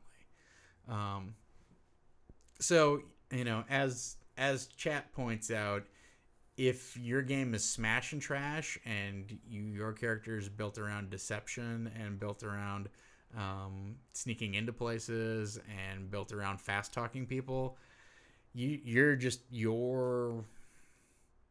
character concept may not align with the style of the rest of the group. And you got 2 options, or really like there's a couple different ways to follow up on this. And one is talk to the rest of the group and talk to your DM about the style of game that you're playing. Maybe your group needs to do a little more role playing and give your character an opportunity to come to the fore and shine. Or you may have a gaming group where they're like, you know what? It's Friday night. We've been working all week, and we just want to turn off our brains and smash orcs. They might not be able to, to pull it to have the skills that make what you do interesting for them. So, your 2 options really are talk to your GM and the rest of the group, saying, I just don't feel like I'm contributing in a way that's fun or meaningful. And then you can either try and bring that to the fore and have your DM introduce scenarios. They may not know how to do it, but they may not realize that they're not satisfying, the needs of your character. Yeah. The flip side of it is they may go, oh, you know what? Just rebuild your character. You got the same experience points. I'll tweak your equipment, and you can make an assassin character, a shadow dancer or whatever, and knock yourself out. Yeah, I would say, I mean, if you like the rest of the setup and everything that you're playing in, and you are enjoying the aspects of all of that, and if it's a combat heavy whatever, I think a beguiler would work well as combat support and backing up all of the other players. Like, not everyone is going to be, the smash and trash guy, and it helps. I mean, it's going to be amazing, like how much faster you can cut through people if you've got an illusionist, like boosting people's advantage or whatever by running things around the battlefield. I think that with some proper usage of illusions and everything, like you can really do some craziness and get people into trouble or help your buddies out. But if you're wanting to hit things, then this is not a good build for that. But I played sort of an illusionist caster in one of the D&D Adventures League seasons, and what I loved about it was they had to make an intelligence saving throw, or they were forced to interact with that thing on an ongoing basis. And it was like, okay, I'm not doing the piles of damage that everybody else is, but I can, with relative certainty, tie up an opponent on the battlefield. So yeah. Let's see. BSB Care, just maybe two more questions. BSB Care had one. How do you deal with phones at the table? Well, I mean, I live so much of my life on Twitter and literally married a woman that I met on Twitter that I have my phone out a lot. I think it's a tricky thing because everybody is there for their own reason and their own personal level of engagement. And honestly, not everybody at the table wants to be 100%, like not everybody's 110% role player or whatever, right? So as long as they're able to function in a way that does not disrupt the rest of the game, then I let people use their phones kind of as much as they want. Mm-hmm. If I end up having to like repeat myself or go, you can't attack that dude. That dude died, like, Dom's character killed him like 4 initiative ticks ago. I don't know what, like there's a whole different set of circumstances. If I have to restate the circumstances over and over and over, right, then it's like, look, guys, like maybe we should put our phones away. Mm-hmm. I've been that guy on my phone. I've been that guy who's like, why don't we just like take a break from phones? So it's really a matter of how checked out are they? Like I said, sometimes it's Sunday night, it's 9:00, your wife is texting you, you got stuff on your mind that you've got to take care of, or I mean, the other part of it too can just be the rogue character is really in depth, really engaged in this role playing scene that is we're trying to fast talk this guy to find our way into a bar or whatever, and I'm playing the big dumb fighter guy with the 7 charisma, and I'm going to introduce disaster if I try to talk to this guy. Like, maybe it's just not my scene. Well, guess what? Maybe I'm just gonna check Twitter. I'm just gonna check Facebook. Like I guess I'm a little more forgiving on that than I used to be. It's up to you to like measure your players' engagement and act accordingly. Yeah. I think it is all about engagement. I think it's fine to have technology at the table, like we're talking about. Books and character sheets and stuff are all becoming digital and everything, and so people are going to have those tools next to them, and it's just a small step to start checking your Twitter and all that stuff, which I think is all fine as long as you are engaged and you are watching and listening and paying attention. The way I think of it and the way we kind of deal with it, well, I guess I've never explicitly stated this, but it is like being in a theater performance, a theatrical performance, and like you wouldn't pull out your cell phone while you're acting on the stage Right. and start checking it. You know, you're still involved. You're still a character. You're still standing there with your brethren and everything. And but there are times where all right, yeah, I can check out of this. My character is just not going to be doing anything. I know that. Yeah. And you can check out, and that's fine. But there's going to be different circumstances. It's specific to your situation. Yeah. So let's see. The last one, really quick, was where was it? So someone in Pathfinder wanted to make a necromancer. I think go check out Monday Night Gaming's video about how to make a necromancer in Pathfinder. I think there's a ton of splat books out there. There's the Advanced Class Guide, which I think has something about a necromancer in it. I might be wrong.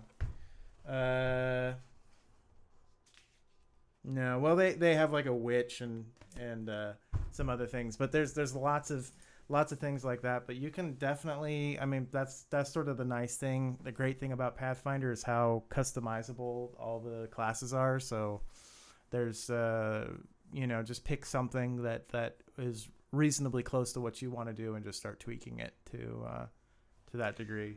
Yeah, I have to say, like, I've been behind the DM screen so much that, like, optimizing PCs is not necessarily like the thing that I do the best. And also, like, I've just been so deep into 5th edition over the past 3 years, honestly, I got heavy into the alpha playtesting before the game got released. So, like, I'm trying to think of the last time I played something other than like one shots for Dungeon World and Cypher System, stuff like that. That was not a 5e game. I'm kind of that's my regular area of focus right Wheelhouse, yeah. And on that bombshell, yeah, surprise everybody. Yeah. Weird that the guy whose name is in the playtester credits for all 3 of the core books is somehow still involved. Odd. Yeah. So thanks for tuning into this special episode. Yes. So next week is proficiency check. The following week it will be your first taste of Monday Night Dungeon Fight. Mm-hmm. I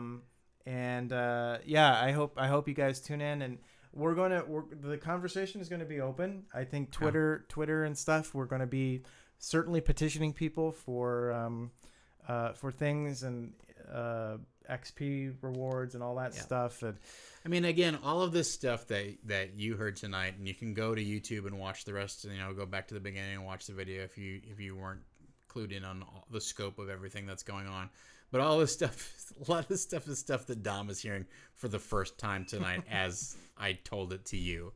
So he's got to get his mind around stuff just as much as as you guys do. So we're going to be figuring out the details, but we definitely want your input. We want you to be involved. We want you to have fun watching it. And this show is, going to be essentially as crazy as you want to make it. I'm excited about it. I love the concept, and I love the potential for where it goes. I think it's definitely a work in progress. And if you want to have input, you can track us down on Twitter or visit savingthrowshow.com and make suggestions and add to the magic. Yes. So let's see. Tomorrow is Rhodes Legacy with Tyler and his son Henry. Does he have like a cool Rhodes Legacy? He needs some sort of like a sting. Yeah, he needs or a theme drop. I guess is that what you call it? Something. Yeah, he needs like a jingle. Yeah. No one looks dumb. There are no dumb questions. There are no dumb questions on proficiency check. There are only dumb characters. Yeah, well, that's true. Let's see. Wednesday is Barky's Brigade. That's right. We are weekly now. Barky's Brigade is every week. I am not every week, but Barky's Brigade is every week. So for those of you who can't get enough of Mace and Amy and Tyler and Chris and Tracy. and Tracy. Yes, we'll get one of those shirts that says all their names and stuff like that. No, we won't. Yeah, so that's Wednesday. Thursday we're off, and then Friday we're back. Never Tell Me the Odds, our Star Wars game with GM David Crennan. Our Star Wars game. Yes. Can you say Never Tell Me the Odds? Never tell me the odds. There you go.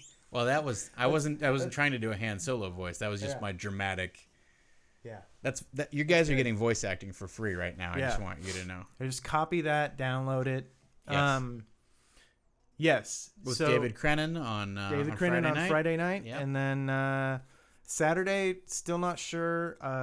Sean is still out, still handling the family emergency, so hoping for the best. Yeah, so we'll see. Maybe Saturday he will start his game, but most likely that's going to start probably the following week. And then I would love to jump in on and bail him out, but I'm out of town this weekend. So. Yeah. Well, that's okay. That's okay. We'll make it. We'll make it. So yeah, that's it. We'll see you guys here next week. We right back here in this little spot, and yeah, thanks for tuning in. Thanks for your questions. Thanks for everything.